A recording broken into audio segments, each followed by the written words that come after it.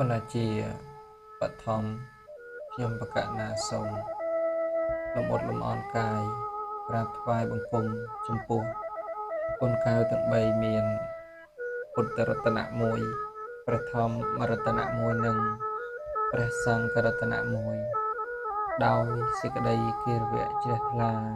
យ៉ាងក្រៃលែងលើលោកសូមនមស្ការក្រាបថ្វាយបង្គំចំពោះព្រះមន្ត្រីសង្ឃគោរពឋានានុក្រមទាំងអស់នៅក្នុងព្រះរាជាណាចក្រកម្ពុជាសូមនមស្ការចំពោះព្រះថេរានុថេរៈគ្រប់ព្រះអង្គសូមចម្រើនពរដល់ញោមញាតពុទ្ធបរិស័ទប្រុសស្រីឧបាសកឧបាសិកាទាយកទាយិកាដែលជាពុទ្ធមាមិកជនជាអ្នករាប់អានជាអ្នកជ្រះថ្លាក្នុងព្រះពុទ្ធជាធម្មមិកជនជាជនអ្នកមានសេចក្តីរាប់អាននៅក្នុងព្រះធម៌និងសង្ឃមាមិកជនគឺជាជនដែលមានសេចក្តីរាប់អាននៅក្នុងព្រះសង្ឃជាទីជ្រះថ្លាយ៉ាងក្រៃលែងប៉ុន្តែចឹងថ្ងៃនេះខ្ញុំបកណាអាត្មាភាពព្រះភិក្ខុកម្មភិរបញ្ញោពុំភៈជាព្រះគ្រូសូត្រស្ដាំនៅក្នុងវត្តឃ្លាំងបេងនឹងលើកតាក់ទងទៅនឹងប្រវត្តិពុទ្ធឧបាសកដែលជាឧបាសកនៅក្នុងព្រះពុទ្ធសាសនានៅក្នុងទីនឹងតាក់ទងទៅនឹងប្រវត្តិរបស់ពុទ្ធឧបាសកនីមួយៗគឺច្រើនអង្គច្រើនអ្នកទៅមែនតើច្រើនអ្នកណាស់ញោមញាតដែលជាឧបាសកហើយមានអេតតកៈខាងខុសៗគ្នាប៉ុន្តែដែលជាអ្នកមានអេតតកៈខុសៗគ្នាអញ្ចឹងថ្ងៃនេះខ្ញុំបកណាអាត្មានឹងលើកសម្ដែង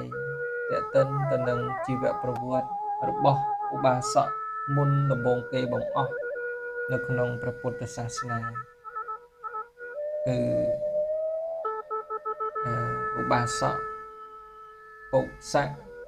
និងឧបាសកពលិកៈហើយឧបាសកទាំងពីររូបនេះគឺលោកគឺជាអ្នកដែលមានសារណៈនឹងឯងជាដំបូងគេបំផុតនៅក្នុងព្រះពុទ្ធសាសនាចឹងតើតកតងទៅនឹងប្រវត្តិរឿងរ៉ាវរបស់ឧបាសកទាំងពីររូបនេះមានប្រវត្តិយ៉ាងណាខ្លះសូមប្រកាសណាគ្រប់ព្រះអង្គញោមញាតពុទ្ធបរិស័ទតាមដានស្ដាប់ដូចតទៅលោកទាំងពីរចាត់ថាជាទ្វេវាជកឧបាសកប្រែថាឧបាសកអ្នកមានវាចាពីរមានន័យថាជាអ្នកពោលវាចាដល់សារណៈពីរបានដល់ព្រះពុទ្ធនិងព្រះធម៌មុនឧបាសកទាំងឡាយរហូតជាអ្នកបានទទួលនៅការលើកដំកើងពីព្រះលោកនេថាជាអ្នកប្រសើរជាងឧបាសកទាំងឡាយអ្នកដល់សារណៈមុនឧបាសកទាំងឡាយក្នុងសាសនានេះក្នុងប្រវត្តិរបស់លោកទាំងពីរនាក់ក៏មានសម្ដែងទុកតាំងពីអតីតជាតិនិងបច្ចុប្បន្នជាតិផងដែរជីវប្រវត្តិក្នុងបច្ចុប្បន្ននៃជាតិរបស់តពោសៈនិងភាលិកៈមានសម្ដែងនៅក្នុងគម្ពីរមហាវគ្គព្រះវិន័យបិដកនៃមហាខន្តិកៈនិងក្នុងគម្ពីរបឋមសម្ពោធិកថានិងក្នុងគម្ពីរតតិយសមន្តបាសាតិកានិងក្នុងអដ្ឋកថាមនោរដ្ឋពរណីនិងក្នុងអដ្ឋកថាមធុរដ្ឋវិលាសិនីព្រមទាំងក្នុងអដ្ឋកថាវិសុទ្ធិជន វិលាសិនីដែលមានសេចក្តីដូចតទៅនេះតពុសៈនិងភាលិកៈជាបុត្ររបស់កដុម្ពីរនៅក្នុងនគរអសិតញ្ចនៈហើយលោកទាំងពីរកើតឡើងមុនសម័យព្រះបរមពោធិសត្វរបស់យើងបានសម្រេចព្រះសព្វញ្ញុតញ្ញាណព្រះសព្វញ្ញុតញ្ញាណនោះមានន័យថាញាណដែលដឹងនៅវត្ថុទាំងពួងទាំងអតីតអនាគតនិងបច្ចុប្បន្នឬញាណគឺភាពជាសព្វបញ្ញូតពុសៈជាបងចំណែកឯភាលិកៈជាប្អូនអ្នកទាំងពីរនាក់នេះជាបងប្អូនបង្កើតនឹងគ្នាតពុសៈនិងភាលិកៈកាលបើចម្រើនវ័យធំដឹងក្តីហើយដំណើរជីវិតរបស់អ្នកទាំងពីរគឺធ្វើជាអ្នកជំនួញឯការធ្វើជំនួញនោះគឺធ្វើជំនួញទៅដោយរទេះប្រមាណ500បន្ទប់ទំនិញផ្សេងយកទៅលក់ដូរគ្រប់ទីកន្លែងទូទៅគឺប្រព្រឹត្តទៅតាមរដូវកាលដែលអាចអំណោយផលបានច្រើនពេលដែលព្រះបរមពោធិសត្វបរមគ្រូនៃយើងបានសម្រេចព្រះសព្វញ្ញុតញ្ញាណហើយព្រះពុទ្ធអង្គទ្រង់គង់ប្រថាប់នៅក្នុងស្ថានទីផ្សេងក្នុងបរិវេណដែលព្រះសម្មាសម្ពុទ្ធត្រាស់ដឹងអស់រយៈពេល7សប្តាហ៍គិតជាថ្ងៃអស់49ថ្ងៃលុះដល់ខាងដើមសប្តាហ៍ទី8ព្រះអង្គស្ដេចគង់ប្រថាប់ក្រោមដើមរាជាយតនៈហើយព្រះអិនបាននាំផ្លែស្រមោលទឹកនិងទឹកខ្ពុលព្រះអស់មកថ្វាយព្រះអង្គគណាគ្រានោះតពុសៈនិងភាលិកៈជាបនិចបងប្អូនទាំងពីរនាក់បាននាំរទេះដែលផ្ទុកទៅដោយទំនិញ500រទេះធ្វើដំណើរចេញអំពីកោសលជនបទមកដល់តំបន់នោះមានទេវតាមួយអង្គនោះកាលពី5ជាតិមុនធ្លាប់ជាមេដារបស់បនិចទាំងពីរនាក់បងប្អូនតែបច្ចុប្បន្ននេះបានមកកើតជារុក្ខទេវតានៅនឹងដើមឈើមួយដើមដែលស្ថិតនៅក្បែរផ្លូវដំណើរទៅមកនោះតែបច្ចុប្បន្ននេះបានមកកើតជារុក្ខទេវតានៅនឹងដើមឈើមួយដើមដែលស្ថិតនៅក្បែរផ្លូវធ្វើដំណើរទៅមកនោះចឹងមានន័យថាកាលនោះឯងគឺតពុសៈនិងភាលិកៈដែលជាបងប្អូនបង្កើតពីរនាក់នឹងបានទៅជួញទំនិញហើយជួញដូរចឹងទៅក៏ជួញដូរហ្នឹងគឺដោយរទេះទាំង500រទេះប៉ុន្តែដល់ពេលដែលធ្វើដំណើរទៅដល់កោសលជនបទហ្នឹងទៅដល់ពាក់កណ្ដាលផ្លូវហ្នឹងទៅក៏ស្រាប់តែមានទេវតាមួយអង្គហ្នឹងដែលនិយាយពីទេវតាមួយអង្គហ្នឹងគឺពីអតីតជាតិនោះពី5ជាតិមុននោះគឺធ្លាប់ជាមេដាបង្កើតរបស់បនិចទាំងពីរហ្នឹងប៉ុន្តែបច្ចុប្បន្នកាលហ្នឹងទេវតាហ្នឹងគឺបានកើតជារុក្ខទេវតានៅនឹងដើមឈើមួយដើមនៅក្បែរផ្លូវដែលធ្វើដំណើរនោះកាលទេវតាតតឃើញតពុសៈនិងភាលិកៈមកជាមួយព្រមដល់លើដោយរទេះទាំង500ទើបគិតថាឥឡូវនេះព្រះសម្ពុទ្ធគួរបានសោយព្រះក្រយាហាព្រោះតពីនេះទៅព្រះអង្គមិនអាច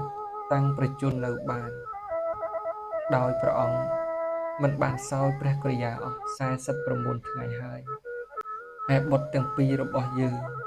ក៏កំពុងធ្វើដំណើរមកក្នុងទីនេះល្មមដូច្នេះថ្ងៃនេះយើងគួរឲ្យបុត្ររបស់យើងបានថ្វាយអាហារបិណ្ឌបាតដល់ព្រះទសពលកាលគិតដូច្នោះហើយទើបបណ្ដាលឲ្យគោទាំងឡាយដែលអូររទេះទាំង500នោះ ឈប់ត្រឹងនៅមួយកន្លែងពួកពាណិជ្ជទាំងអស់បាននាំគ្នាវាយគោដែលឈប់ត្រឹងមួយកន្លែងមិនព្រមអូសរទេះទៅមុខនោះដើម្បីវាយឲ្យដើរទៅមុខតែគោមិនព្រមដើរទៅមុខសោះមិនព្រមឲ្យឃ្លាតចាក់ទីនៅក្នុងទីនោះបានតពោសៈនិងភាលិកៈពាណិជ្ជទាំងពីរនាក់បងប្អូនក៏គិតភ្លាមថាមានហេតុការណ៍អ្វីណោះបាននាំគ្នាជួយមើលហេតុការណ៍ផ្សេងរហូតអស់ចិត្តក៏មិនដឹងថាមានហេតុការណ៍អ្វីដែរទើបពាណិជ្ជទាំងអស់នាំគ្នាធ្វើពលិកម្មហ្នឹងគឺមានន័យថាការបួងសួងការបន់ស្រន់អ្វីមួយទើបនាំគ្នាធ្វើពលិកម្មដល់ទេវតាទាំងឡាយដែលជាម្ចាស់ទីកន្លែងតែក្នុងពេលដែលគេទាំងពីរអ្នកកំពុងធ្វើពលិកម្មទេវតាបានជ្រាបដល់ការលំបាករបស់គេទាំងពីរនាក់ទើបសម្ដែងកាយឲ្យប្រកបនេះគឺសម្ដែងនៅក្នុងអដ្ឋកថាមនោរដ្ឋពរណីដែលពោលថាទេវតាបានចូលទៅក្នុងខ្លួនរបស់បុរសម្នាក់ហើយក៏បានពោលថាអ្នកទាំងឡាយមានការលំបាកចិត្ត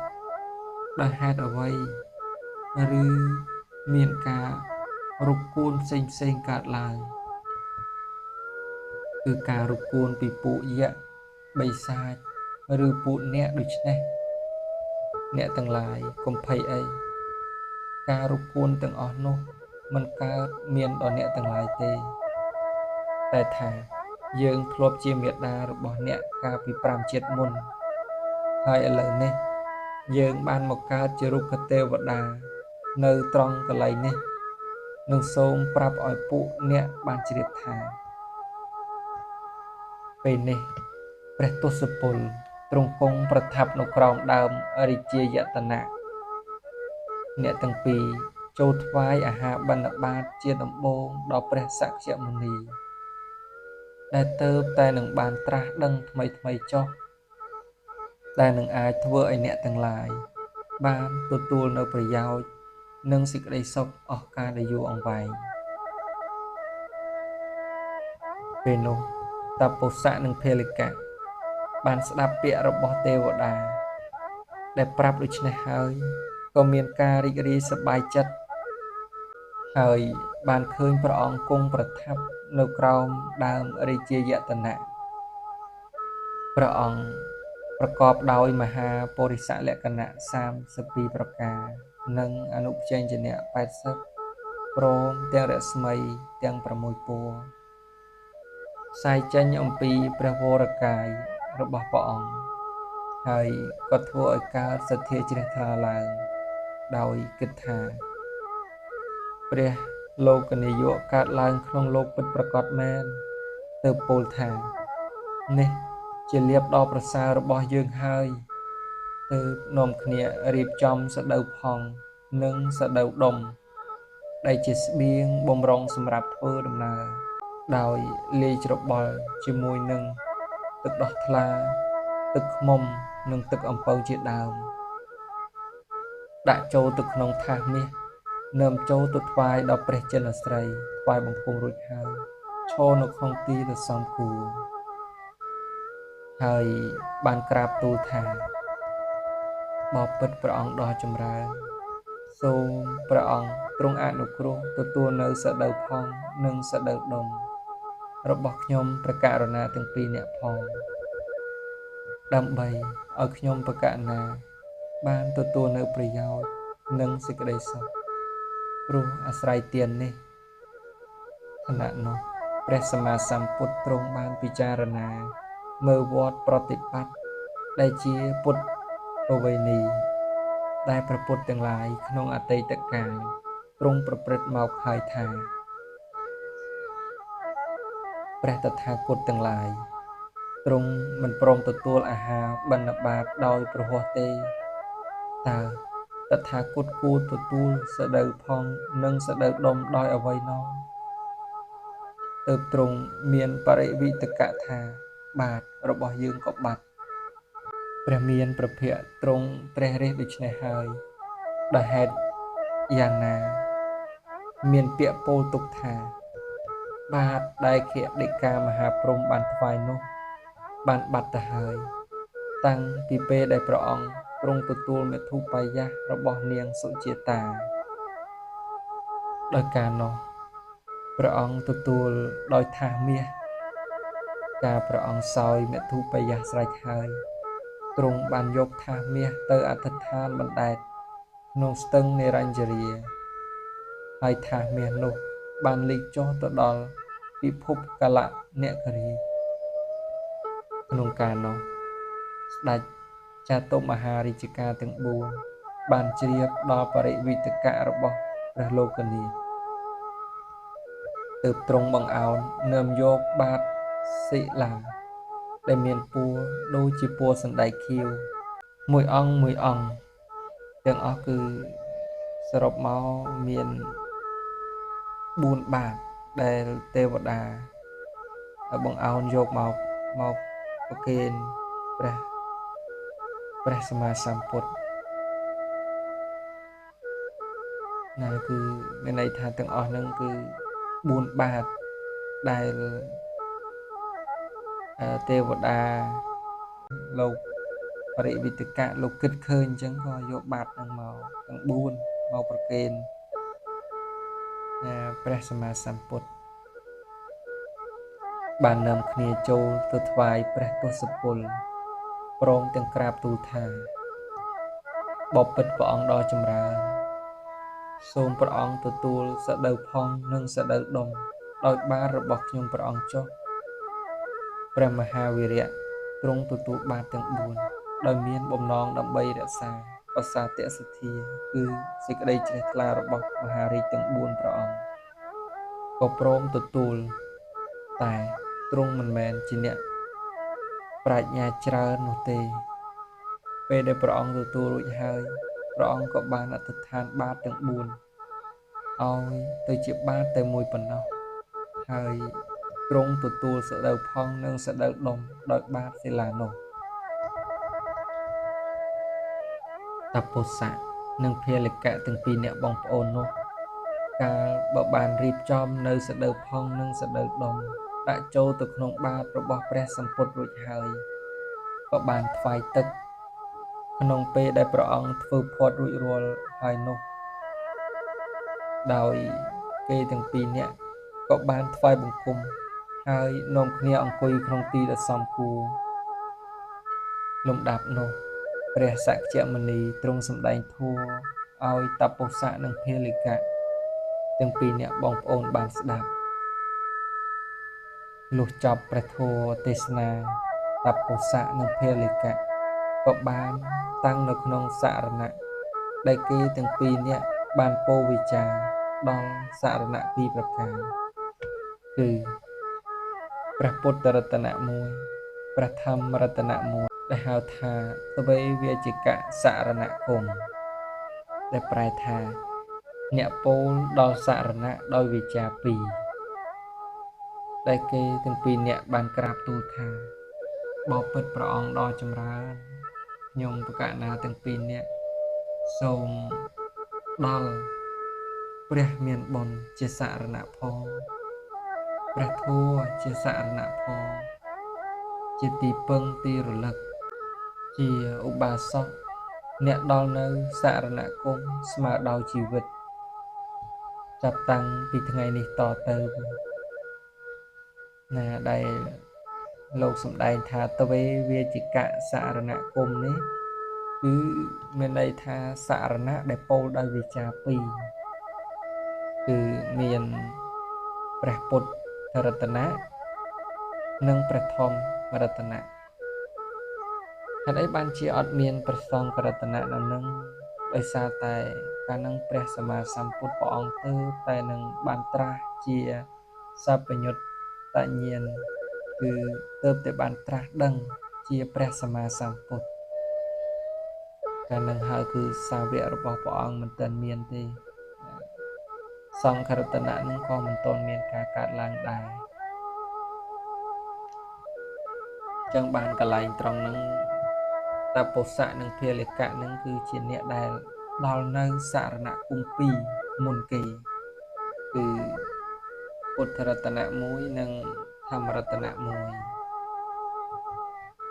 ហើយក៏បានតាំងខ្លួនជាអ្នកដែលដល់នៅសារណៈគុំដែលស្មើដោយជីវិតសពកាលចាប់តាំងអំពីថ្ងៃដែលប្រគេននៅសដូវដុំនិងសដូវខំនោះទៅកាលនោះតពោសៈនិងភាលិកៈពីរអ្នកបងប្អូនបានប្រកាសខ្លួនជាទ្វេវាជកឧបាសកដូច្នោះហើយក៏មានបំណងនឹងធ្វើដំណើរត្រឡប់ទៅកាន់ស្រុករបស់ខ្លួនវិញទើបក្រាបទូលថាបបិទ្ធព្រះអង្គដ៏ចម្រើនចាប់តាំងអំពីថ្ងៃនេះតទៅខ្ញុំព្រះករុណានឹងធ្វើការក្រាបថ្វាយបង្គំរលឹកដល់គុណនៃព្រះសម្ពុទ្ធជានិច្ចកាលហេតុដូច្នេះសូមព្រះអង្គទ្រង់ប្រទាន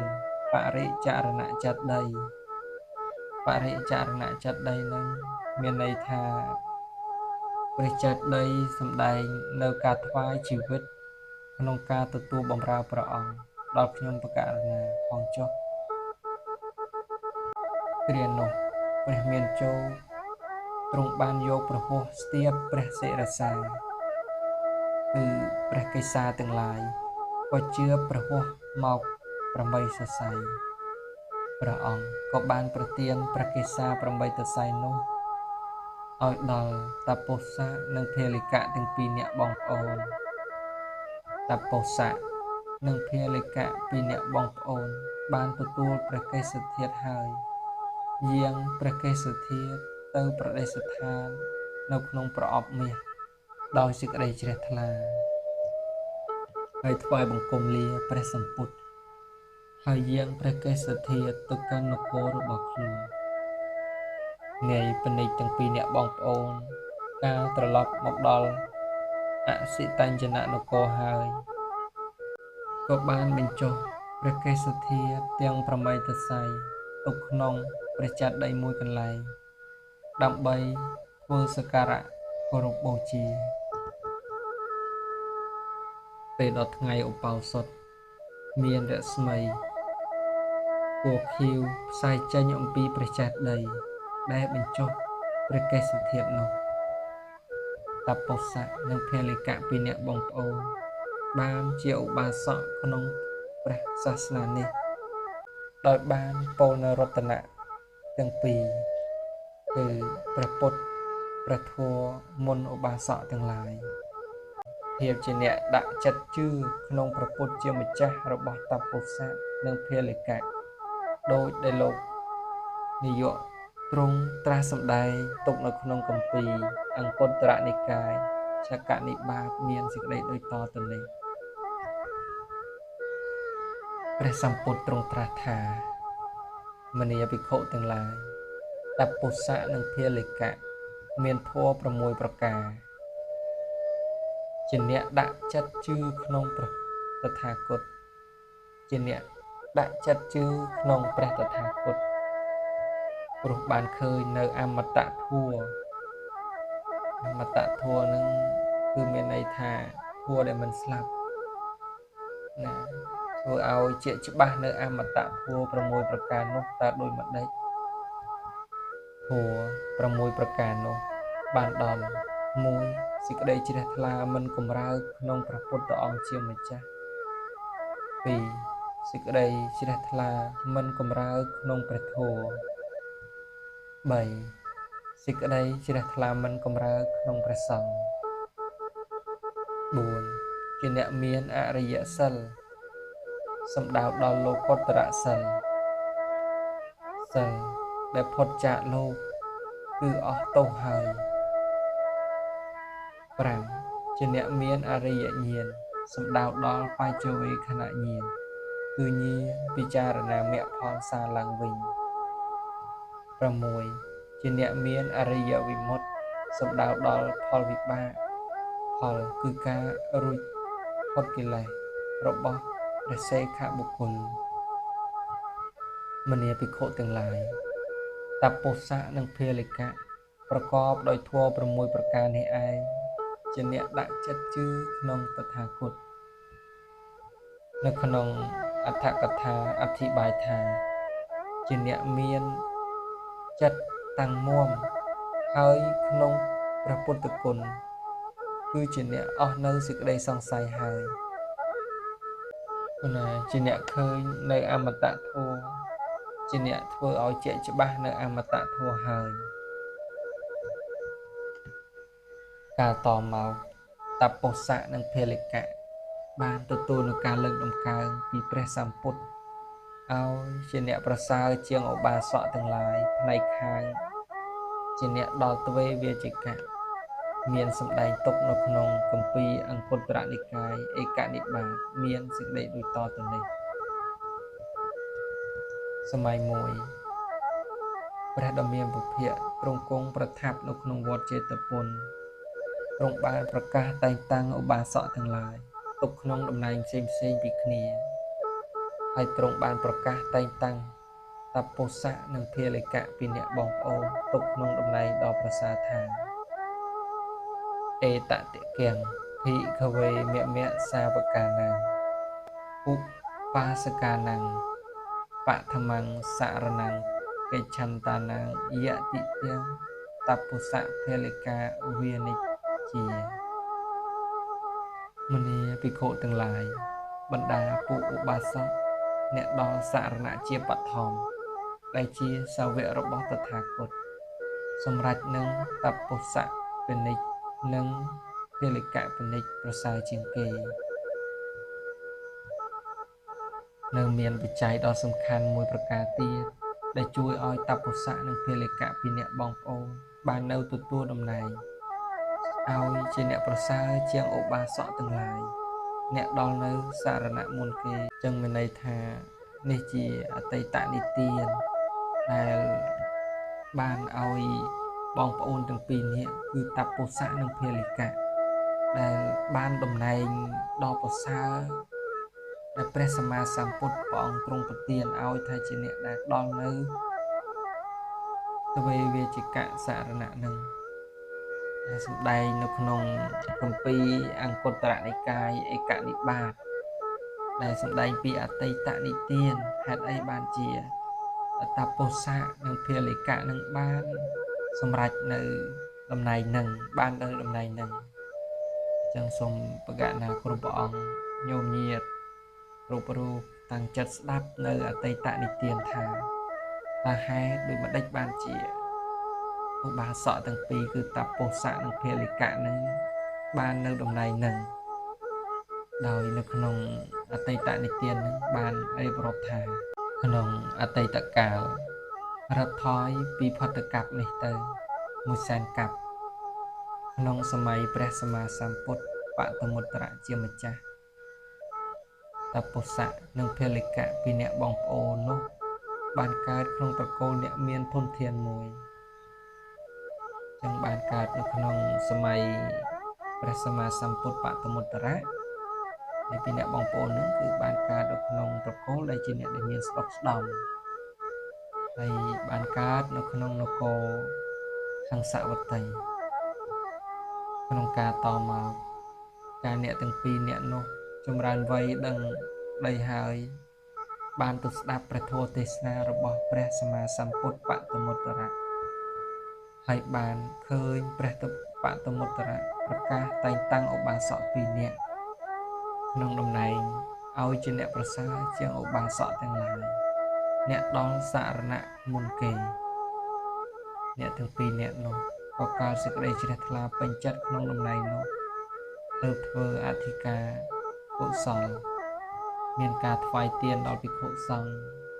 មានព្រះពុទ្ធជាប្រធានហើយតាំងសេចក្តីប្រាថ្នានៅចំពោះព្រះភក្ត្រនៃព្រះពុទ្ធជាម្ចាស់ដើម្បីឲ្យបានសម្រេចដូចជាឧបាសកទាំងពីរនាក់នោះដែលបានទទួលការតែងតាំងពីព្រះពុទ្ធអង្គហើយនោះកុលបុត្រទាំងពីរនាក់នោះកាលបអស់ជីវិតអំពីជាតិនោះហើយបានត្រែករង្គត់ជាមនុស្សនិងទេវតារហូត100,000កັບ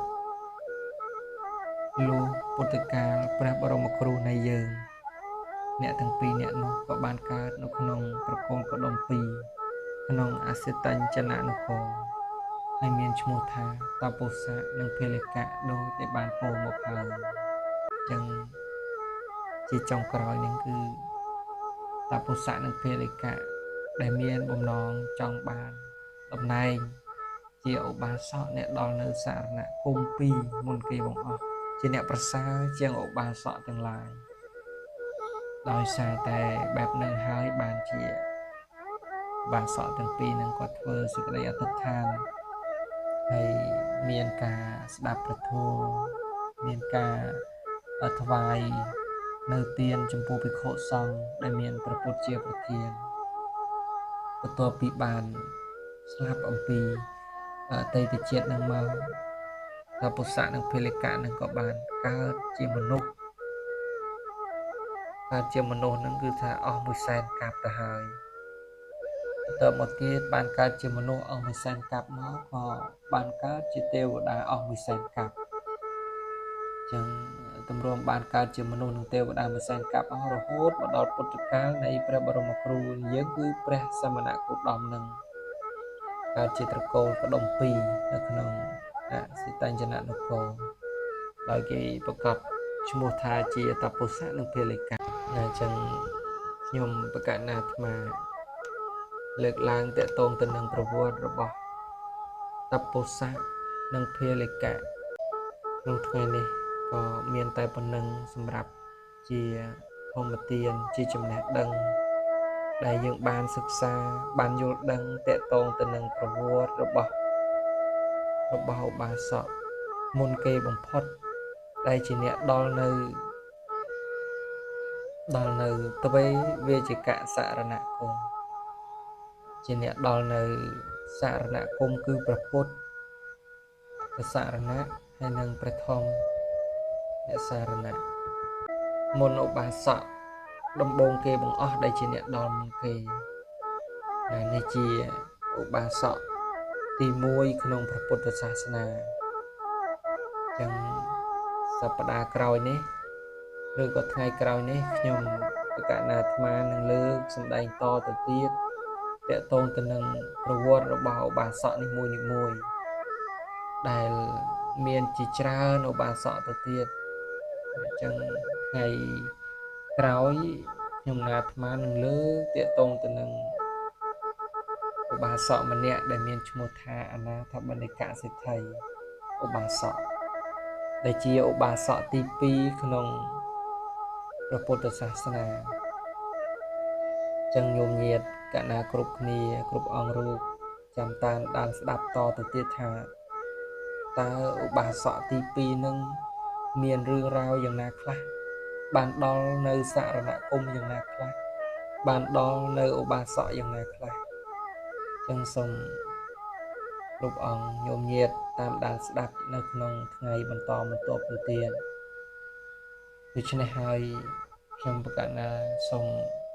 ប្រមូលកងការមហាកុសលចែកជូនប្រគេនទៅដល់បកណាគ្រូព្រះអង្គដែលបានស្ដាប់នៅក្នុងថ្ងៃនេះហើយសូមជូនកងការមហាកុសល